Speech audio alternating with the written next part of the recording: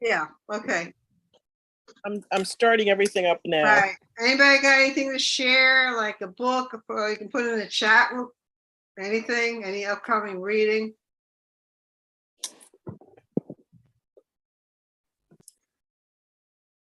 Oh, the Brevitas Festival on November 28th. It's at the Bowery Poetry Club, 6 p.m. to 9:30, with an open mic for short poems.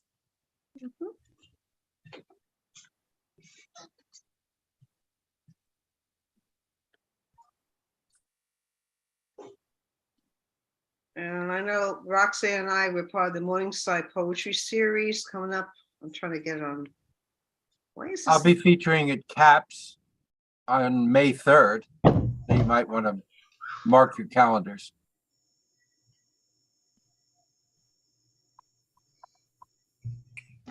Well, I got something in February. All With right. David Kirschenbaum. What is it? The Book City. Book City. Yeah, a place called Bar 718, which I never heard of, but I guess I'll find out. Book City, yeah. February 17th, I guess more to come on that.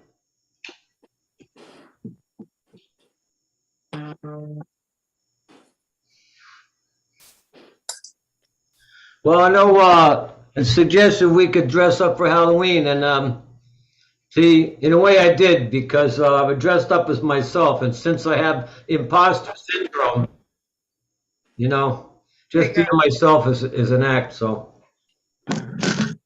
Okay, guys, we're back. We're going to do the next batch of people, open mic, before we go on to Kathleen Assa. Okay, we have Teresa Bertrich. Please unmute and share.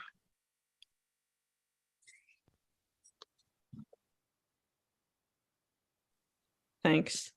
I have two poems. I think it takes 3 minutes. One is about Halloween and one is about all the saints, All Saints Day. So the first one is called Trick or Treat. My thoughts appear as incense, celebrating the peace and sacredness of the ordinary. As a child, my neighborhood teemed with German immigrants. Here in Waltrap, the sacredness of time is announced in the melody of church bells silenced in my own town for disrupting the peace. I daydream of times at the lake with family members, feeling upheld as we celebrate one another's presence in this time, our time together. We celebrated Halloween with my mother's pumpkin cake, foretelling our future. Sorry about that. I just lost my space. It's okay, Therese.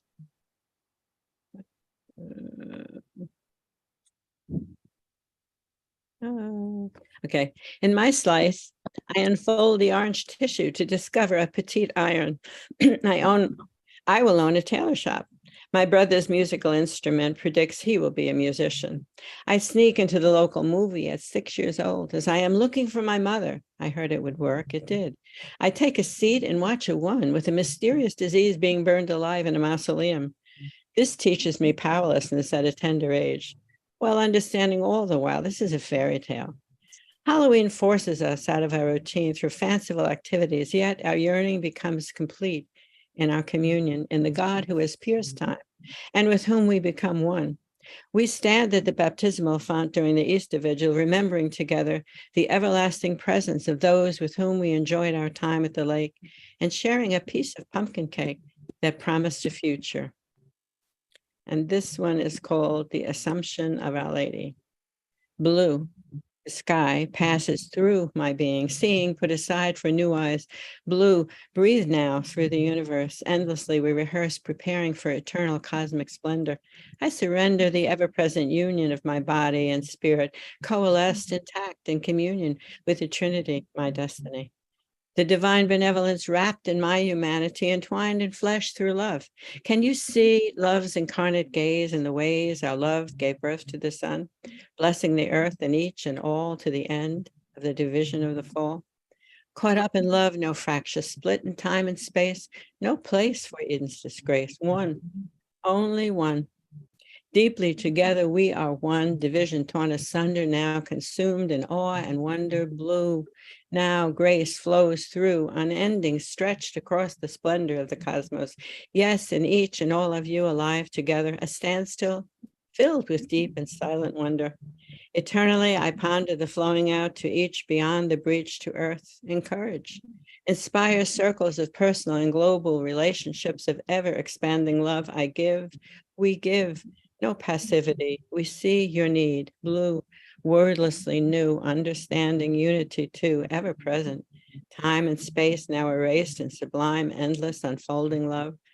I did not rise above. No, my body with my love passed through the portal of the fractures beyond the veil of time. Blue, we dwell within each of you.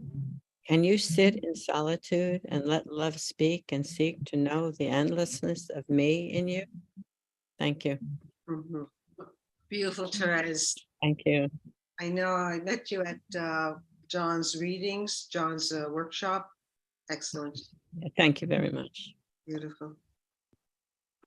Okay, next up we have Peter Kozlowski. Please unmute and share. Okay, it's just a short one called By the River.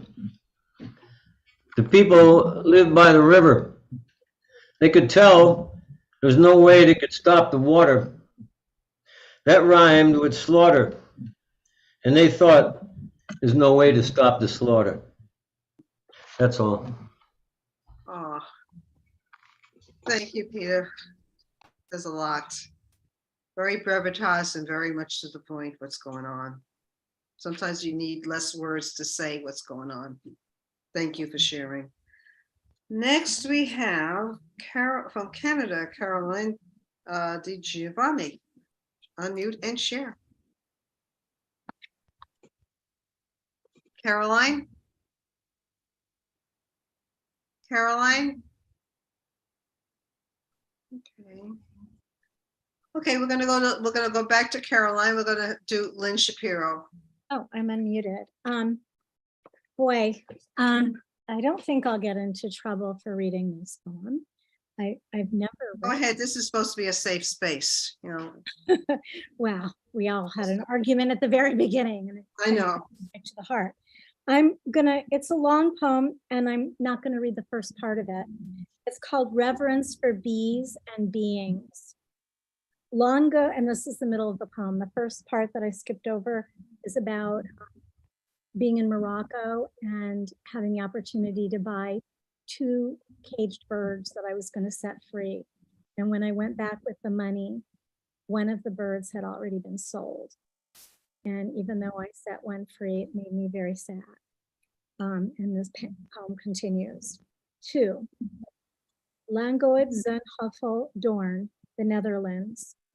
It was in the culminating minutes of a pioneering global conference, basking in joy, pondering all the lovely bee people, gratified for their diversity, their sharing of wisdom and love, that we learned of the 12 Palestinian beekeepers who should have been there with us, who'd intended to join the conference, join the Israelis. The dream I didn't know I had vaporized in midair like Virga rain, gone before it touches the earth. Joy diminished. The 12 Palestinians weigh heavily as I replay the beatific conference in my mind over the past months, as I read about Gaza and Nablus in the newspaper. 3, translated from the Dutch. You have not provided proof of sufficient means of subsistence. Your intention to leave the territory before the expiry of the visa could not be ascertained. Your prompt return following the conclusion of your intended stay cannot be ensured. In determining where there is a risk of illegal migration, immigration authorities examine the local and general situation in your country of origin. Entry denied. 4. Laila Abbas, Fatina Khatib, Yasmina Khatib, Badena Ilhim, Manal Noaman, Abid Salam Shaban, Haitham Shaban, Hitam Kamil Shaban, Loai Shaban, Sajida Shaban, Suhad Shaban, Allah Yosef. Names, more than names.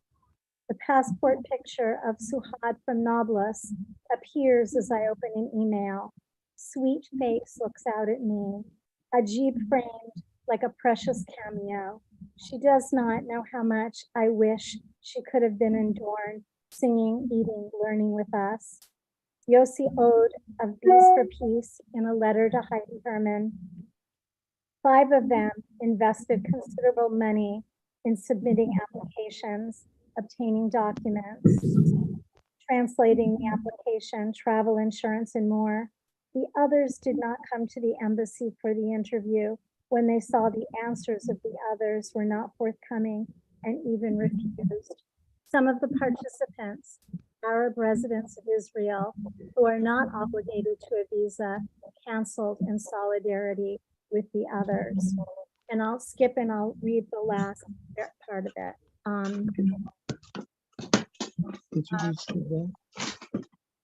Okay. 7. Repair, to pair again. Kintsugi, known as kintsukuroi, the Japanese art of repairing broken pottery with lacquer dusted or mixed with powdered gold. It treats breakage and repair as part of the history of an object rather than something to disguise. Not whitewash. God knows the impossibility of this. Paired for all eternity, like topsy-turvy dolls joined at the hip, twined in conflict, land rifts and land grabs, cracks in civility, historical mistakes, immoral walls, the fault lines of blame and mistrust. Leave scars intact, proof of past, of breakage, of sorrow, and inevitable hope, gold and lacquer, honey and propolis, heal, mend. Kintsugi reflects a world too complex for simple answers, and yet what is simpler than the scent of almonds in bloom, the sound of bees in our gardens, the spontaneous celebrations of family, lunches with friends, sweet traditions that remind us of love and loss. 8. We dream of a nation of bees, anticipating the spring in a golden global hive. Thank you. Beautiful, and thank you for sharing. We really need to hear these poems. Very important. Because the spoken word is what, is part of the process of healing and change. That's what we need more than ever. Thank you for sharing. Okay, next. Okay, we have Zeb Torres. Okay, what's coming up? We have Zeb Torres and Josephine Leroy. Zeb, could you please unmute and share? Sure will. How differently it all would have turned out if the elevator doors hadn't opened just then, tempting me to enter and to forego the single flight of stairs. Then moments after beginning to ascend, finding myself stuck between floors just as my phone died and the long wait for my rescue began. Or if it had occurred to me that my interview was actually scheduled for the previous day and that particular opportunity to rise up in the world had already passed. And yet, at the ceremony's peak, we will not forget to break the glass placed underfoot.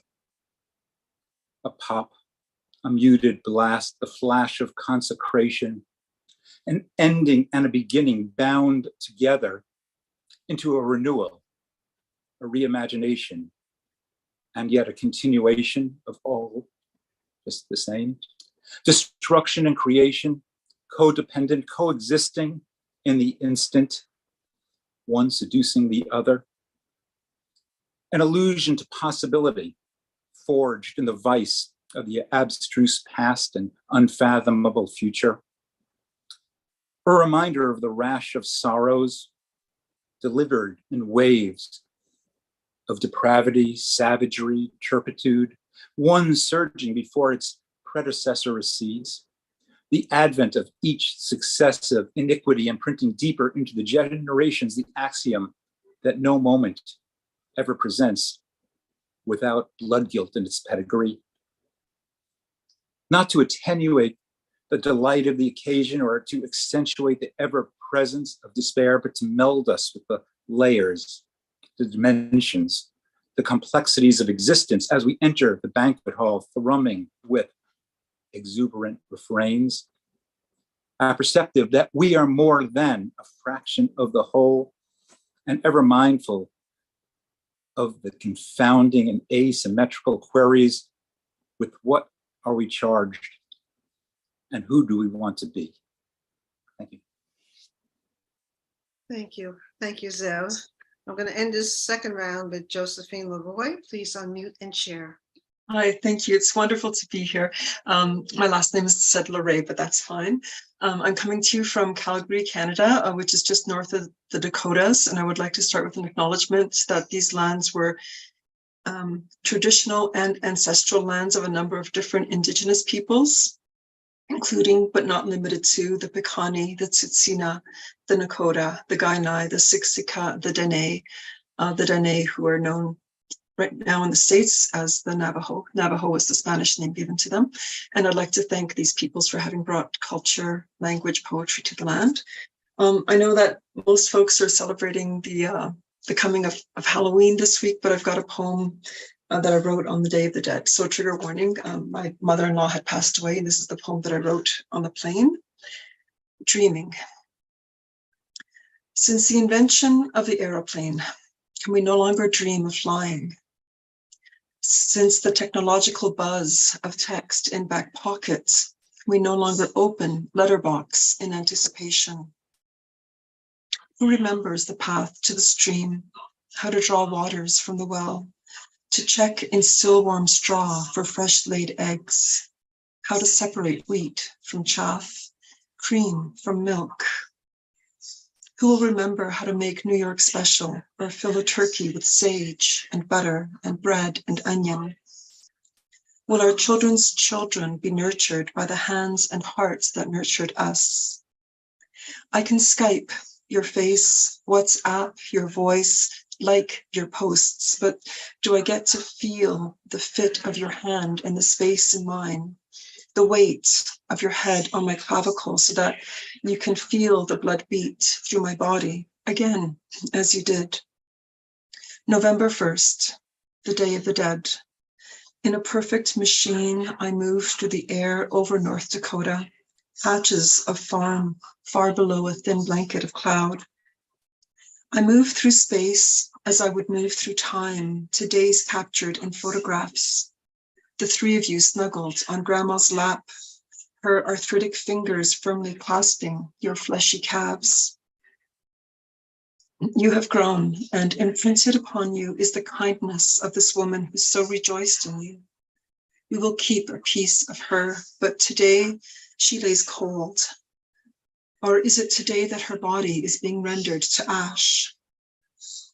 Tomorrow, candles will be lit, prayers will be said. Tomorrow, hymns will be sung, incense burned, and we will offer comfort for our collective loss. Do we believe, as she did, that one day we will be reunited? That there is a place outside of time for our souls to meet? She has been released from the cage of her body, the solitary confinement of her mind.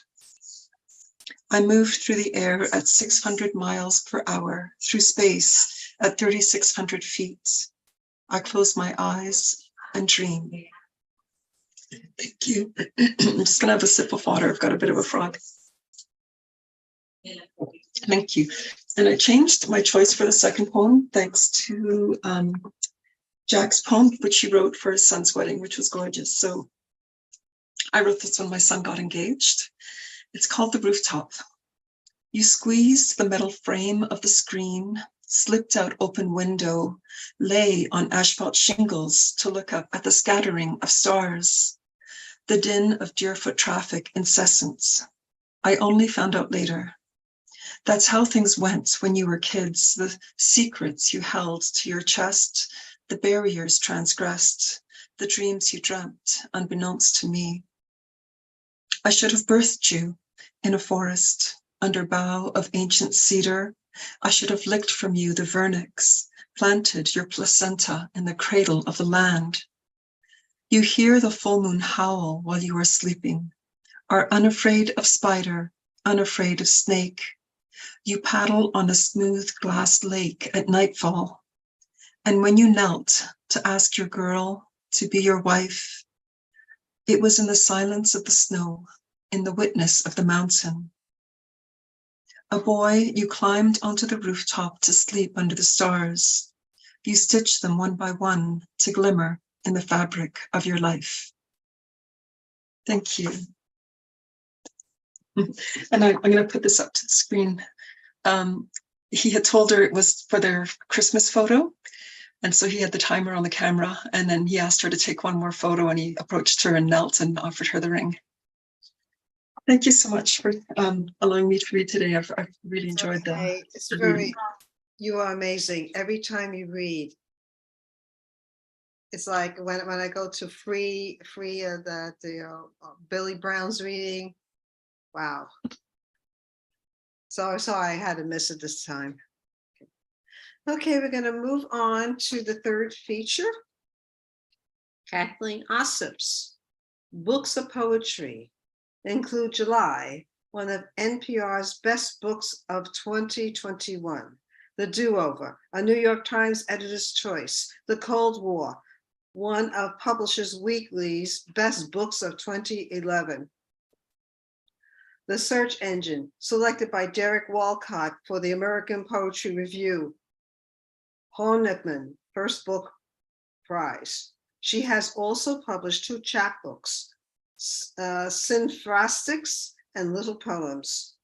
Her poems have appeared widely in such publications as The Washington Post, The Best American Poetry, The Best American Magazine Writing, The New York Review of Books,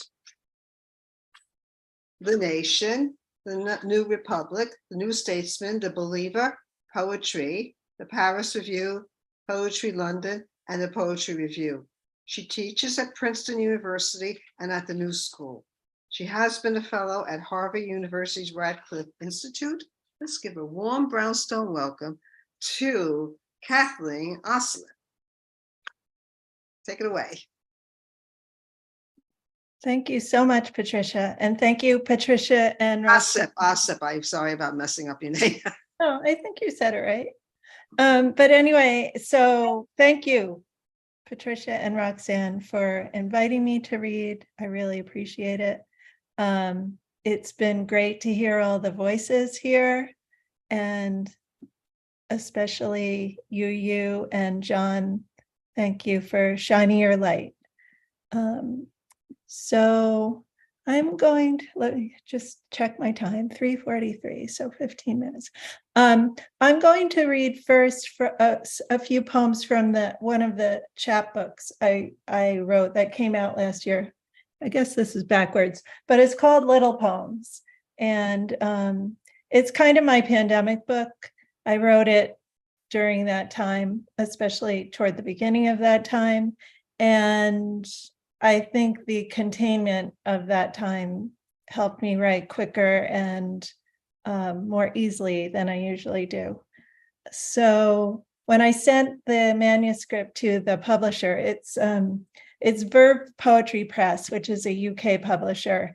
So it would be hard to get and you'd have to pay for shipping. But if anyone's interested in getting a copy, they can email me at my Gmail. But anyway, when I sent the manuscript to the publisher, he said, oh, they aren't as little as I thought they would be. So, but they are pretty little, and some of them are truly teensy. So I'm going to start with a few of the teensier ones. The first is cicadas. I always say cicadas, but I think that's wrong. I think it's cicadas. Anyway, cicadas sounds good to me, so that's what I'm going with, cicadas. And this is like spoken in the voice of the cicadas. It's about the noise they so earnestly make. Cicadas. We admit or ridiculous. That droning noise, sheer attention seeking. We wiggle our timbals and hope for the best. We're not unique in all the universe. We shudder with others and mean it. And the next two poems are also very little, and they're companion poems. They're kind of mirror images of each other. One is called Theology and one is called Art. And I liked the idea of addressing those huge ideas in 5 lines each. Theology. The bronze Buddha and his companion, the brass cat, are so small. How could they pose a danger to anyone? The cat turns its face to the corner. The Buddha looks right at us, but smilingly. Don't worry, they are gentle as 2 pats of butter. And then Art. With brave reserve, the painter regards a floor lamp, a plum, and a pool stick and reacts. The painting comes out in flamboyant, fearful drag. The Rosillos sound from the speaker. As in Judaism, the oil lasts far longer than possible. A painting makes its own luck. That's the Rosillos. I mentioned the Rosillos, which is a great Scottish punk band. You should look them up on Spotify if you're in the mood to really wake up. So the next poem is called Henry Hudson, and he does make a cameo appearance at the end. And I used to teach classes at the Hudson Valley Writers Center, which some of you may be familiar with or have spent time there in the big room that overlooks the Hudson River, as I did when I taught. And one day I gave my students an exercise to do, which is an exercise I like because it pushes you to keep writing and finding interesting things, even when it seems too long to be possible. So I think I gave them like 45 minutes and I said, just write about what you see in this room. And they had to write about that for 45 minutes. And then so I was sitting there and I did it myself. And then later on during the pandemic, I went back to the notebook in which I had written that exercise and came up with this poem. So it is a description of that room, among other things. And the last 2 words are Hava Man, which is Dutch, and it's half moon. It's the name of Henry Hudson's ship. Henry Hudson, wood is a masculine substance. Witness the arts and crafts movement, the men at the helm of it. Witness, for that matter, this room, oak floor, oak walls, oaken ceiling, the air conditioning grate, ersatz oak, the slats of the ceiling fan, oak veneer. The table I write on, particle board with no pretense to oak, oak's sad cousin. And the craftsman style light fixtures, triangles, right angles, dreamed up in the minds of geometers. What does geometry illuminate? I'm the sad cousin of a mind. The arts and craftsmen were reacting against Victorian furbelows, the ornamented empire, or as they might have said, civilization. Still, this room is only the sad cousin of nature. It has its smoke alarm, its water cooler, its green exit sign, a threat, not an invitation, its lectern, its monumental fireplace of unpolished granite, its coffee maker. Out the west-facing window, I can see, flat and small as a playing card, the platinum slice of river, and beyond, the wiry cliffs of the Palisades. The sun is setting, pronounces Henry Hudson, eternally facing west, bobbling on the deck of the Hava Man.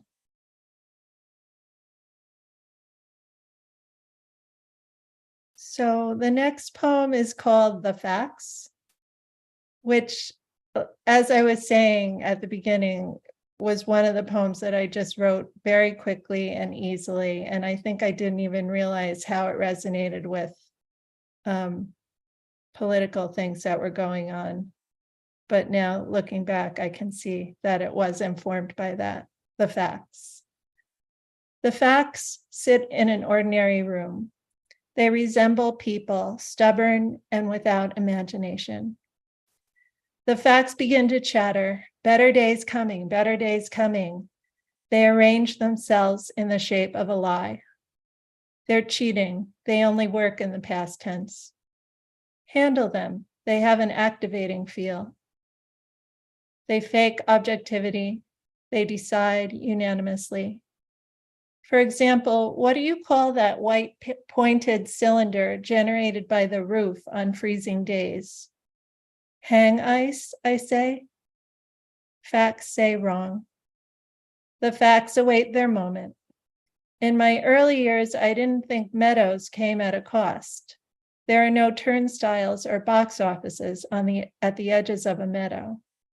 The facts told me different, and I resented them. The facts dispose like people. They can mute us, and we can mute them. And the next little poem is called Puzzle Piece. So like a lot of families, we resorted to doing jigsaw puzzles during the pandemic. And this poem, Puzzle Piece, is about a puzzle piece. And when the poem says she, that means the puzzle piece. So it's a gendered puzzle piece. Puzzle piece. She scrapes at first against the edge of her neighbor. Her color is tested. If right, she is swallowed by her role in the big picture, a plebeian necessity, not applauded. If wrong, she is flipped onto a breath-held pile of postponements, pitched aside for her outlandish shape. If the last, she endures the lot of the fetish, princess for a centisecond, then ignored once completion is had. Small wonder that she sometimes craftily finds another box, sparing herself the losing face of fitting in. So, trying to do the math here. Okay, I think I have about 6 more minutes. What do I want to read? I'm going to read some newer poems now. They're from a new book I'm working on called Complaints, which are relentlessly negative, as the title suggests. And the title came to me because I attended a talk by the poet David Baker, and he was talking about the poetic tradition of complaints, the poetic complaint, as being an anti-ode. And I think of these poems like that. So I'll read as many as I have time to read. And this is called Music Performed at Night at a Distance. And when I was a kid, I loved that nursery rhyme, This is the House that Jack Built. And I've always loved poems and songs that sort of build on each other like that and circle back to the beginning.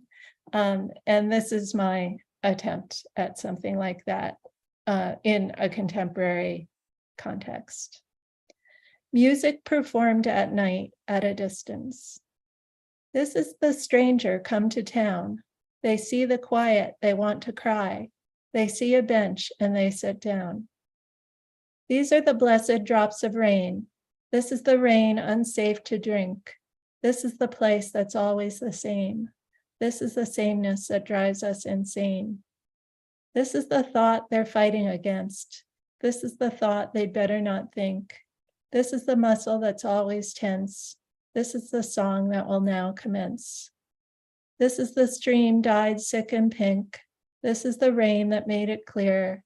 Is this the end you always feared? This is the logic of this hates that. This is the dream that circled the sink. This is the whisper that told us of the tundra that's drying from fault of love. the whisper that chokes in a dying fall, to hide an emotion unsure and small, to hide that there is no emotion at all. Here are the forest trees creeping in. This is the logic of purpose and use. This is the logic of setting the mood. This is the logic of buy me this. This is the logic of what in the world. This is the kite we thought was a drone. This is the binge watch that knits up the nerves. This is the only return that we'll get.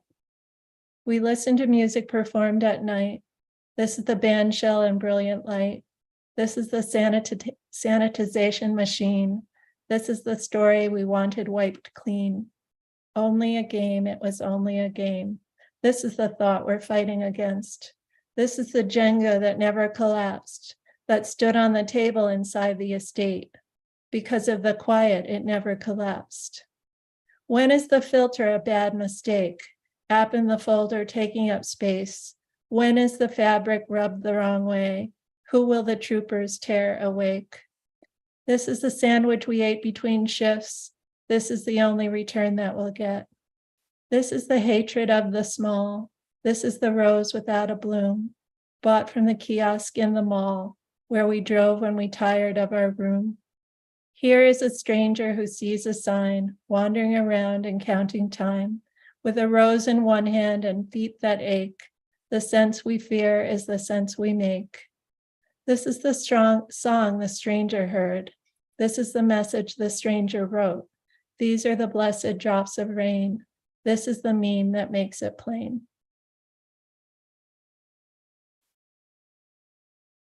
And I can't resist ending with a poem called The Future, because so many people, I know there was at least one poem already called The Future, and so many people have talked about the future. And I can't remember if the person who read the poem called The Future said it was in couplets, but my poem, The Future, is in couplets. And I think it pretty much rhymes. So here it goes. The future. It sounds funny, but my best friend was the future. It seemed like heaven in miniature, a time to be other than myself for. Bright words and soft air would cheer me when I finally got there. Stunned by the now and here, I try to be clear. On one hand, my ring is a leaf, on the other, a cloud. In the present, I am but a whiff of a human scent, with a little sweetness endowed, a little grief, to be waved away at some distant time, 2057 or 9. Thank you very much. Beautiful. Thank you so much, Kathleen. Excellent readings today. We have 6 more people on the open.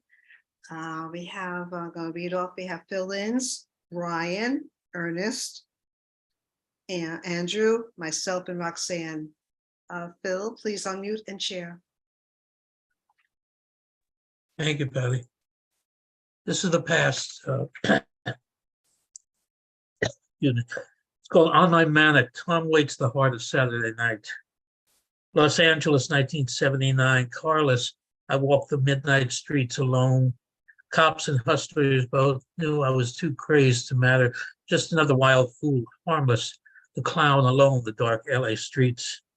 Stayed away from the bright boulevards, found the shadows blocks away, found some bars. What's the difference between Los Angeles and Dan and Yogurt?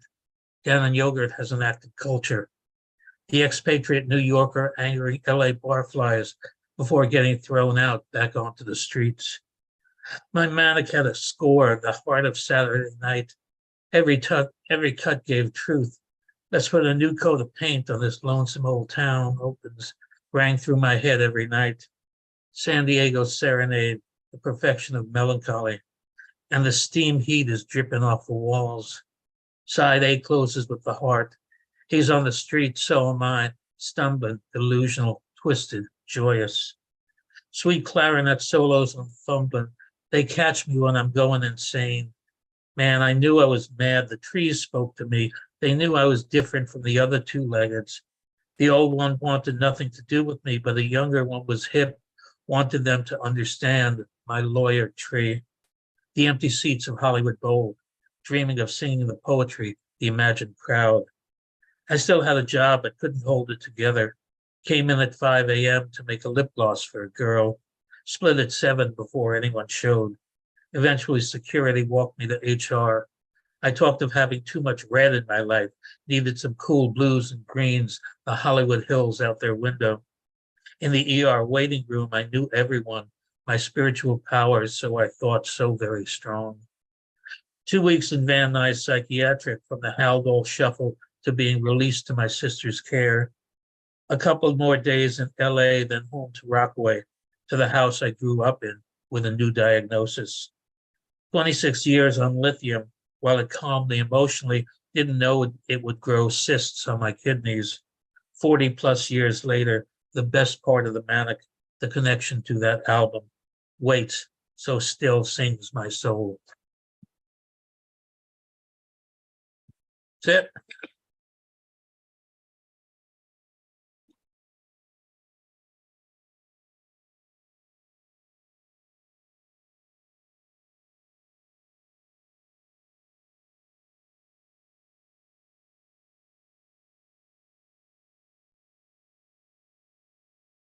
Brian, unmute and share.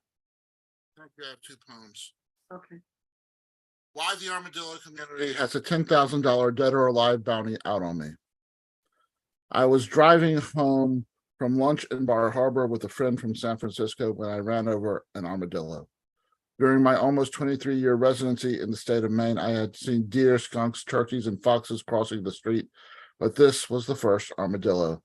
Unfortunately, due to the fact this was a high-traffic two-lane road and there was a metal road barrier on the right with no shoulder, the armadillo had to be done in. My front right tire steamrolled over it, making a loud cracking noise, which threw me for a loop, making me take a deep breath. When I passed the barrier, I pulled over to the shoulder, exhaled, and exited my car.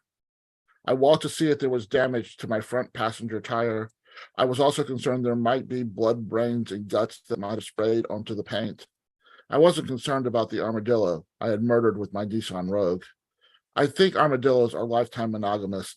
If the armadillo was a mom, the dad likely would have drunk himself to death. Then the kids would become orphans. If the armadillo was a mom, the mom would have to take more than one. If the armadillo was a dad, the mom would have to take more than one job to make ends meet, turning the kids into latchy kids destined for the gang life. As a result of my heinous crime, after I exposed my concerns to my competent therapist of over 4 years, my therapist fired me. Mayquat monologue.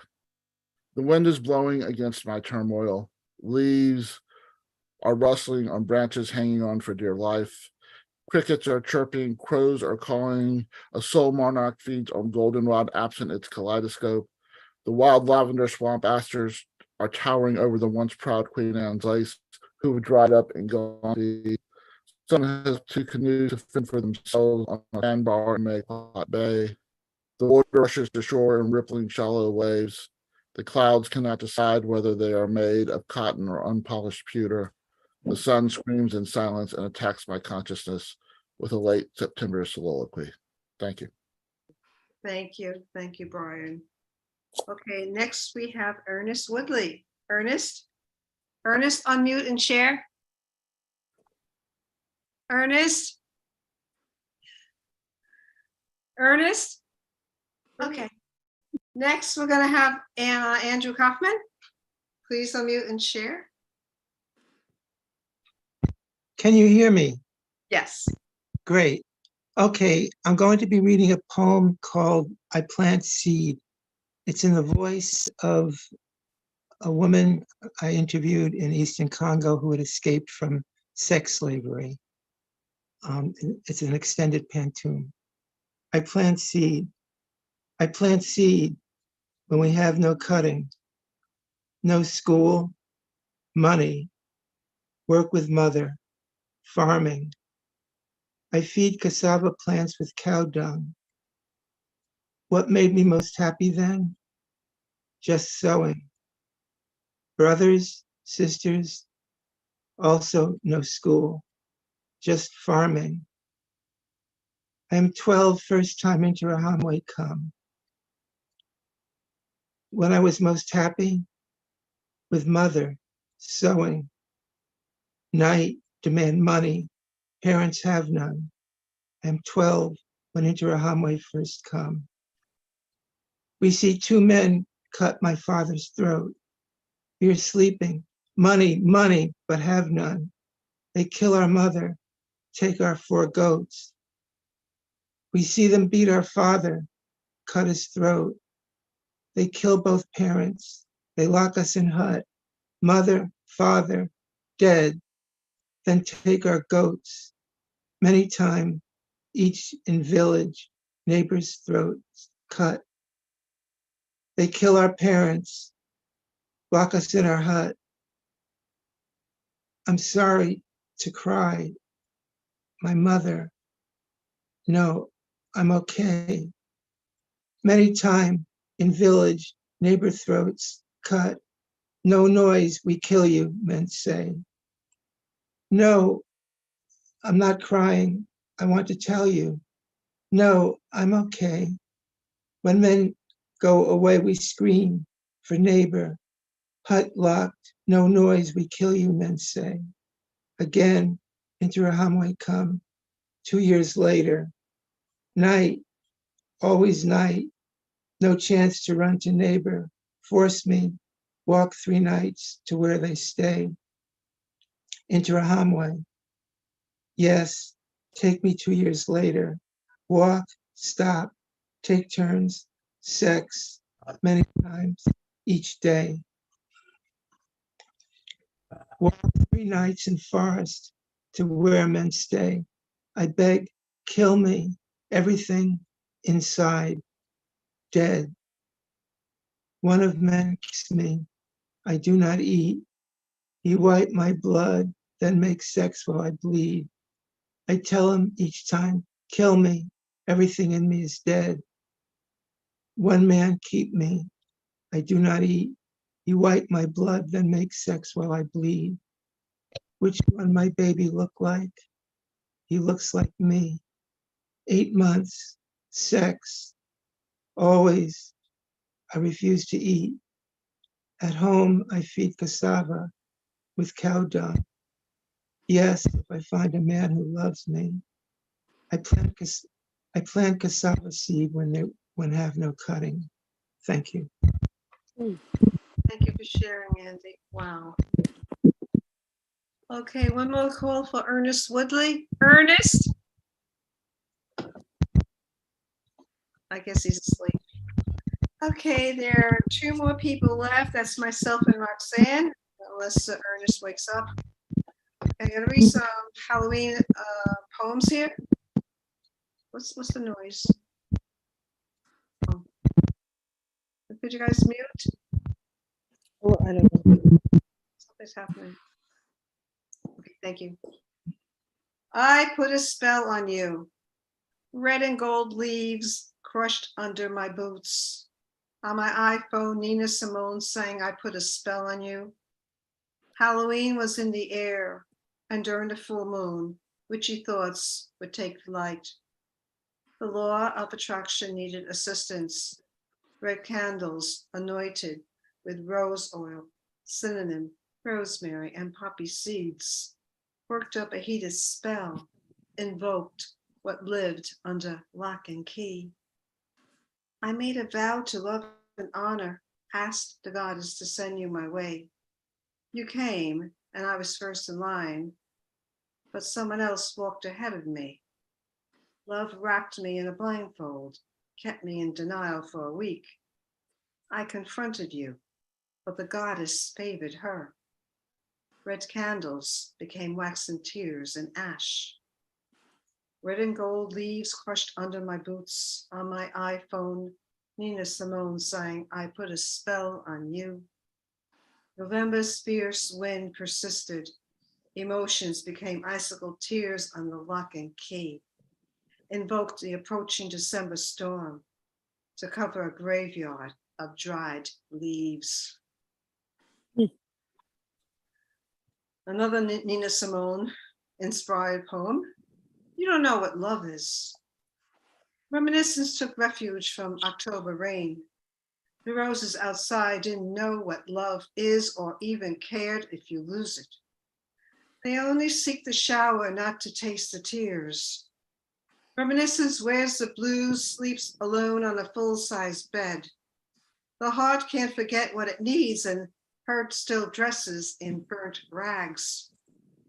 Love must die, but can't. This vision of you lives on, and my arms stretch out to touch the void. I'm going to end with a little positive stuff, a little fun stuff. So depressing. Haikus. Skeleton cats, x-rays in the moonlight, hiss at werewolves. Skeleton cats, x-rays in the moonlight, hiss at werewolves. Moonlight incense, bell, book, and candle, black cat ritual. Moonlight incense, bell, book, and candle, black cat ritual. And finally, Halloween party. Humans wear kitty costumes, cat hides under bed. Halloween party. Humans wear kitty costumes, cat hides under bed. And Roxy, take it away, and maybe Ernest will wake up. Okay, so I have two. The first one is going to be an old one called Once Bitten. Once bitten.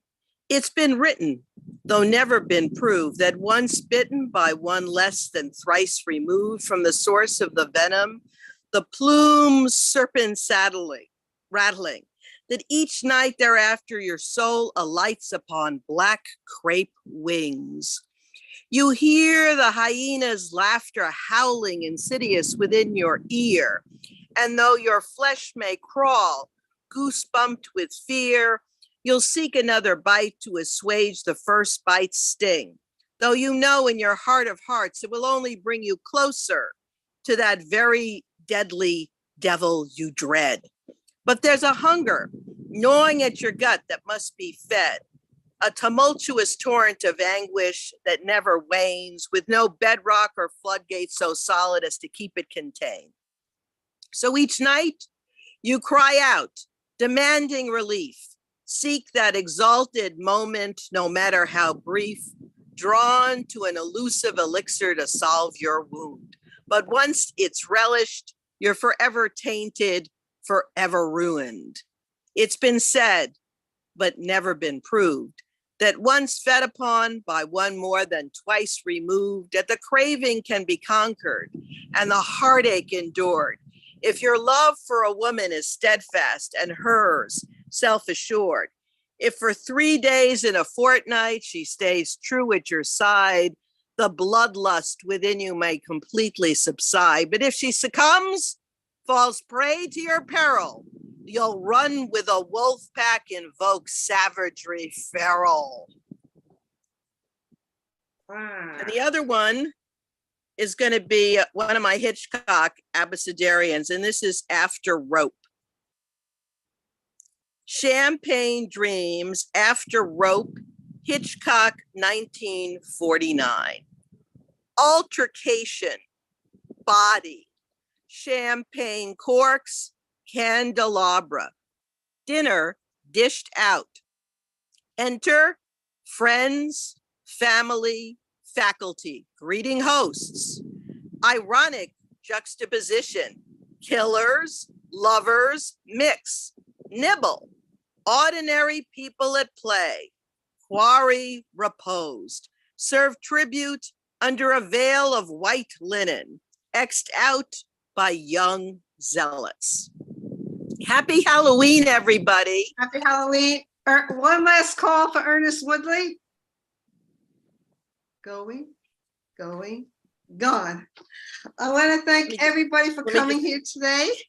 I want to give a Brownstone shout out. Thank you to John F.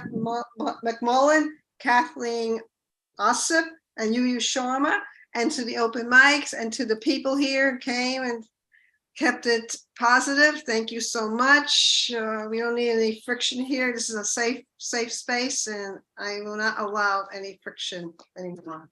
Okay, and thank you, and come back. We're not here in November, but we're here December 2nd. We're gonna have the anthology event, and that'll be sent out early next month, sometime next month. I'm gonna send you everybody. We're gonna ask for the people who are featured, who are in the anthology for 2023. We're going to send an email for the first 12 to be the Spotlight Poets. And that's it. Enjoy. Thank you, everybody. Any last words? Unmute and spiel. Yeah, I'd like to wish everybody a happy, next month is Indigenous American, Native American, Heritage Month, and it's also Thanksgiving. So I wish you seasoned holidays. And don't forget to vote. Early voting in New York. I don't know about elsewhere, but early voting started today, believe it or not. So I probably will go to do my voting tomorrow. Early voting from now through November 5th, and November 7th is the actual election day. So please get out and vote. You know, it's not the president, this is the in your area. It's so important to vote because this is what brings change. Thanks, everybody. Thank you. Thank you, Patricia. Thanks all. Yeah, Thank you, everybody. Stay safe, everybody. Night. Love you. Ernest. Sweet dreams, Ernest is Ernest. passed out. Poor Ernest is passed out. Yeah, poor guy. Well, stay safe, everybody. Thank you for coming. Night all. Bye. It's a great reading, everybody. Wonderful features. Wonderful open mic. Yeah, strong. Thank you all. Thank you.